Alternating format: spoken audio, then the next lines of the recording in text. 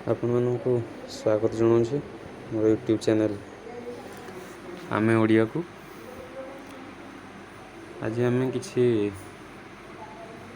ଓଡ଼ିଆ ସବଜେକ୍ଟର ସମସ୍ତ competitive exam ପାଇଁ ଯାହା କିଛି ଏକ୍ସପେକ୍ଟେଡ଼୍ କ୍ୱେଶ୍ଚିନ୍ ଅଛି କିଛି ତା ସେଥିମଧ୍ୟରୁ ଡିସ୍କସନ୍ କରିବା। ଚାଲନ୍ତୁ ଷ୍ଟାର୍ଟ କରିବା। ମୁନିଦତ୍ତ ଟୀକାର ନାମ କ'ଣ? 1 ନମ୍ବର କ୍ୱେଶ୍ଚିନ୍ କ'ଣ? ମୁନିଦତ୍ତ ଟୀକାର ନାମ କ'ଣ? ଏ. ଆଶ୍ଚର୍ଯ୍ୟ ଚର୍ଯାଚୟ, ବି. ଚର୍ଯାଗୀତି କୋଶବୃତ୍ତି, ସି. ଚର୍ଯାଶ୍ଚର୍ଯ୍ୟ ବିନିଶ୍ଚୟ, ଡି. ଚର୍ଯାଗୀତି। ତ 1 ନମ୍ବର କ୍ୱେଶ୍ଚିନ୍ ଆନ୍ସର୍ କ'ଣ ହେବ? ଅପସନ୍ ନମ୍ବର ବି, ଚର୍ଯାଗୀତି କୋଶବୃତ୍ତି।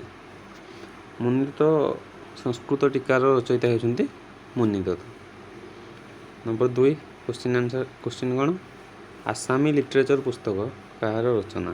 ଆସାମୀ ଲିଟରେଚର ପୁସ୍ତକ କାହାର ରଚନା? ଏ. ଡକ୍ଟର କରୁଣାକର କର, ବି. ବିନାୟକ ମିଶ୍ର, ସି. ନିହାର ରଞ୍ଜନ ରାୟ, ଡି. ହେମ ବଡ଼ୁଆ। ତ ଆସାମୀ ଲିଟରେଚର ପୁସ୍ତକ ହେଉଛି ହେମ ବଡ଼ୁଆଙ୍କର ରଚନା। ଆସାମୀ ଲିଟରେଚର କାହାର ରଚନା ନା ହେମ ବଡ଼ୁଆଙ୍କର ରଚନା। ତାପରେ 3 ନମ୍ବର କ୍ୱେଶ୍ଚିନ୍ କ'ଣ? କେଉଁ ଖ୍ରୀଷ୍ଟାବ୍ଦରେ ଚୀନ ପଣ୍ଡିତ ହୁଏନ୍ସା ଭାରତକୁ ଆସିଥିଲେ? କେଉଁ ଖ୍ରୀଷ୍ଟାବ୍ଦରେ ଚୀନ ପଣ୍ଡିତ ହୁଏନ୍ସା ଭାରତକୁ ଆସିଥିଲେ? ଏ. ଖ୍ରୀଷ୍ଟୀୟ 9ମ ଶତାବ୍ଦୀ, ବି. ଖ୍ରୀଷ୍ଟୀୟ 11ଶ ଶତାବ୍ଦୀ, ସି. ଖ୍ରୀଷ୍ଟୀୟ 7ମ ଶତାବ୍ଦୀ, ନା ଡି. ଖ୍ରୀଷ୍ଟୀୟ 6ଠ ଶତାବ୍ଦୀ। ତ ଚୀନ ପଣ୍ଡିତ ହୁଏନ୍ସା ଖ୍ରୀଷ୍ଟୀୟ 7ମ ଶତାବ୍ଦୀରେ ଭାରତକୁ ଆସିଥିଲେ। 4 ନମ୍ବର କ୍ୱେଶ୍ଚିନ୍ କ'ଣ? ଓଡ଼ିଶା ପୁସ୍ତକ କିଏ ରଚନା କରିଥିଲେ? ଓଡ଼ିଶା ପୁସ୍ତକ କିଏ ରଚନା କରିଥିଲେ? ଏ. ଫ୍ଲିଟ୍ ସାହେବ, ବି. ହଣ୍ଟର ସାହେବ, ସି. ଆର୍ତ୍ତବଲ୍ଲଭ ମହାନ୍ତି, ଡି. ଖଗେଶ୍ୱର ମହାପାତ୍ର। ତ 4 ନମ୍ବର କ୍ୱେଶ୍ଚିନ୍ର ଆନ୍ସର୍ ହେବ କ'ଣ? Option number C, Arttaballabha Mahanti. 5 number question Hathigumpha ଶିଳାଲେଖ କେଉଁଠାରେ ଅଛି? ହାତୀଗୁମ୍ଫା ଶିଳାଲେଖ କେଉଁଠାରେ ଅଛି? ଏ. କଟକଠାରେ, ବି. ଉଦୟଗିରିଠାରେ, ସି. ଭୁବନେଶ୍ୱର ଖଣ୍ଡଗିରିଠାରେ, ନା ଡି. ଜଗନ୍ନାଥ ମନ୍ଦିର ପୁରୀରେ। 5 ନମ୍ବର କ୍ୱେଶ୍ଚିନ୍ର ଆନ୍ସର୍ ହେବ କ'ଣ? ଭୁବନେଶ୍ୱର ଖଣ୍ଡଗିରି ଠାରେ। ହାତୀଗୁମ୍ଫା ଶିଳାଲେଖ ରହିଛି କେଉଁଠି? ଭୁବନେଶ୍ୱରର ଖଣ୍ଡଗିରି ଠାରେ। 6 ନମ୍ବର କ୍ୱେଶ୍ଚିନ୍ କ'ଣ ଅଛି? ପ୍ରାଚୀନ ଗଦ୍ୟ ପଦ୍ୟାଦର୍ଶ ପୁସ୍ତକ କିଏ ରଚନା କରିଥିଲେ? ପ୍ରାଚୀନ ଗଦ୍ୟ ପଦ୍ୟାଦର୍ଶ ପୁସ୍ତକ କିଏ ରଚନା କରିଥିଲେ?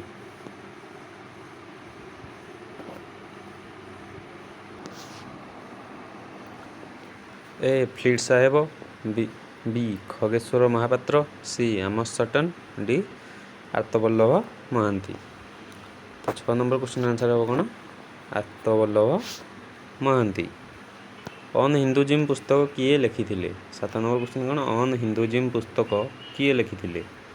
ଏ. ଡକ୍ଟର ବଂଶୀମୋହନ ମହାନ୍ତି, ବି. ଦୋଳଗୋବିନ୍ଦ ଶାସ୍ତ୍ରୀ, ସି. ଆଚାର୍ଯ୍ୟ କ୍ଷିତିମୋହନ ସେନ, ଡି. ଗୋବିନ୍ଦ ଦେବ। ତ ଅନ୍ ହିନ୍ଦୁଜିମ୍ ପୁସ୍ତକ ରଚନା କରିଥିଲେ କିଏ? ଆଚାର୍ଯ୍ୟ କ୍ଷିତିମୋହନ ସେନ। ଅପସନ୍ ନମ୍ବର ସି ହେବ ସଠିକ୍ ଆନ୍ସର୍। 8 ନମ୍ବର କ୍ୱେଶ୍ଚିନ୍ କ'ଣ? ଓଡ଼ିଶାରେ ଖୋଦିତ ଶିଳାଲେଖମାନଙ୍କ ମଧ୍ୟରେ କେଉଁ ଅଭିଲେଖ ସର୍ବପ୍ରାଚୀନ? ଯେଉଁ ଶିଳାଲେଖ ଗୁଡ଼ିକ ଓଡ଼ିଶାରେ ଖୋଦିତ ହୋଇଛି ସେମାନଙ୍କ ମଧ୍ୟରେ କେଉଁଟି ସର୍ବପ୍ରାଚୀନ?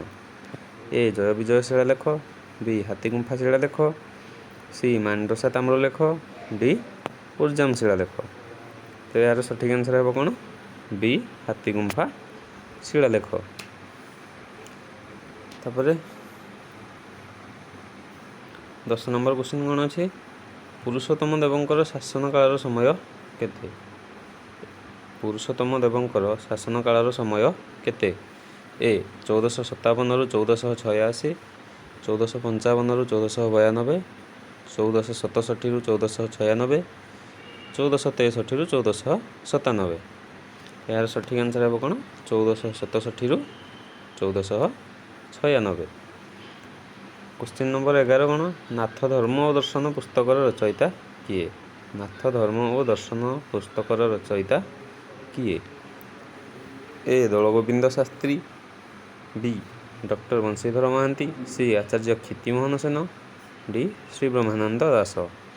ଏହାର ସଠିକ୍ ଆନ୍ସର୍ ହେବ କ'ଣ? A. Dolagobinda Shastri. 12 number question କ'ଣ? କଳସା ଚଉତିଶାକୁ କିଏ ଆବିଷ୍କାର କରିଥିଲେ? କଳସା ଚଉତିଶାକୁ ଆବିଷ୍କାର କିଏ କରିଥିଲେ? ଏ ବର୍ଷା ଦାସ, ବି ଶ୍ରୀ ବିଚ୍ଛନ୍ଦ ଚରଣ ପଟ୍ଟନାୟକ, ସି ମାର୍କଣ୍ଡ ଦାସ, ଡି ବ୍ରଜନାଥ ବଡ଼ଜେନା। ତ କଳସା ଚଉତିଶାକୁ ଶ୍ରୀ ବିଚ୍ଛନ୍ଦ ଚରଣ ପଟ୍ଟନାୟକ ଆବିଷ୍କାର କରିଥିଲେ ଆଉ ତାକୁ ରଚନା କରିଥିଲେ କିଏ? ବର୍ଷା ଦାସ।